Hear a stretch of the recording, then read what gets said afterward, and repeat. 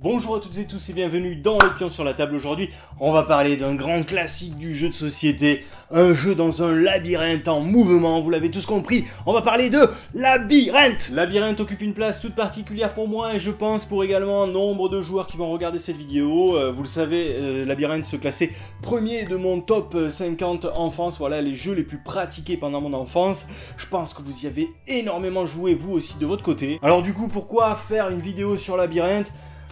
Parce que voilà, j'avais envie. Alors c'est sûr, il y aura pas grand chose à expliquer, mais au moins j'aurais fait ma vidéo sur Labyrinthe, donc voilà, je suis content. En plus, ça fait des vues. Labyrinthe est donc un jeu de Max J. Cobert pour 2 à 4 joueurs à partir de 7 ans, et des durées de partie annoncées qui n'ont jamais été d'ailleurs annoncées sur les boîtes à ma connaissance. Mais bon, voilà, une partie de Labyrinthe, c'est 20-25 minutes, allez vraiment 30 minutes si vous traînez. Installez-vous confortablement, essayez de ne pas vous perdre avant de vous asseoir pendant ce temps. Moi, je pose les pions sur la table.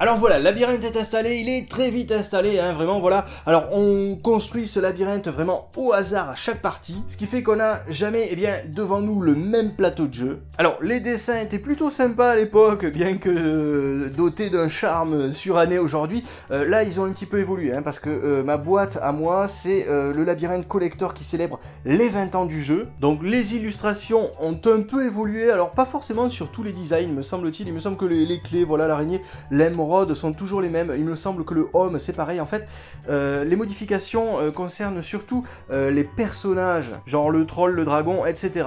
Alors concernant les pions des joueurs, eux par contre ils ont beaucoup changé parce que à l'époque on avait juste de petits pions de bois informes, et là chaque joueur dispose d'un magicien, un sorcier. Donc l'objectif de Labyrinthe est très simple, hein, il va falloir aller chercher des items au fin fond du labyrinthe. Donc en début de partie, voilà, j'ai distribué les cartes, et donc à chaque fois, voilà, on va prendre connaissance de la première carte de la pioche. On va surtout pas la montrer aux adversaires, on va la garder secrète. Et donc ce sera ça notre premier objectif, et puis on va enchaîner comme ça les différents items. Et lorsqu'on aura tout récupéré, il nous suffira de rentrer sur notre case de départ. Bon, tout cela serait hyper facile, si seulement le labyrinthe était un petit peu moins capricieux, parce que ça va bouger dans tous les sens à l'intérieur. Et heureusement, remarquez, parce que sinon, il y a des items qu'on ne pourrait tout simplement pas récupérer. Donc toute l'originalité de Labyrinthe réside justement dans son mécanisme, c'est-à-dire que les tuiles, on va pouvoir les faire bouger, on va pouvoir les faire pivoter, et le labyrinthe va changer de forme en permanence. Alors le tour d'un joueur est extrêmement simple, il lui suffit, voilà, de saisir la tuile qui est disponible en début de partie, et donc il va pousser ici une colonne de tuiles, de manière à faciliter le passage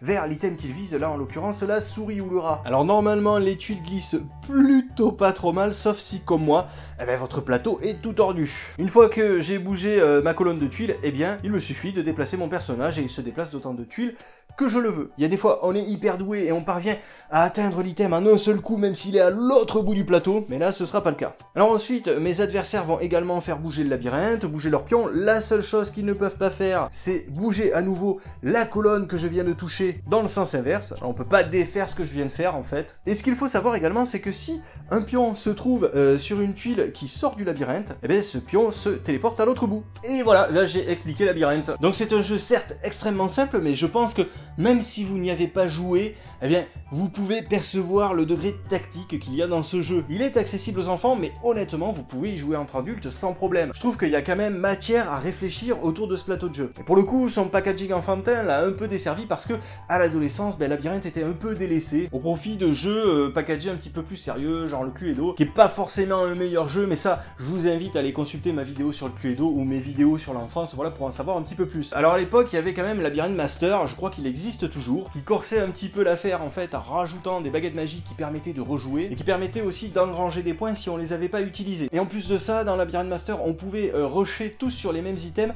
et c'était des items à faire dans l'ordre. Et au niveau du packaging, c'était un petit peu plus, un petit peu plus sérieux, on va dire. Ça faisait moins cartoonesque. Bon là, dans cette édition-là que je vous ai présentée, il y a quand même quelques petites spécificités, c'est-à-dire qu'il y a une variante qui permet de jouer, vous voyez, hop, au dos des tuiles, il y a certains pouvoirs qui peuvent se déclencher lorsqu'on sort cette tuile du plateau. Donc voilà, les pouvoirs sont divers et variés. Personnellement, j'ai jamais joué avec cette variante, tout simplement parce que le labyrinthe de base me convient tout à fait, et puis en plus, voilà, ce serait un petit peu trop corsé le jeu pour de jeunes enfants, et on va pas se mentir, labyrinthe, je le sors surtout pour jouer avec mes filles. Hein, t'aimes bien labyrinthe, toi? Oui, c'est impossible de gagner. C'est presque impossible de gagner, voilà. C'est presque impossible de gagner contre papa. Voilà, c'est une vidéo très courte, mais j'avais envie de la faire. J'espère qu'elle vous aura plu malgré tout. En attendant de nous retrouver pour une prochaine, je vous dis à bientôt. Et n'oubliez pas entre-temps de mettre les pions sur la table.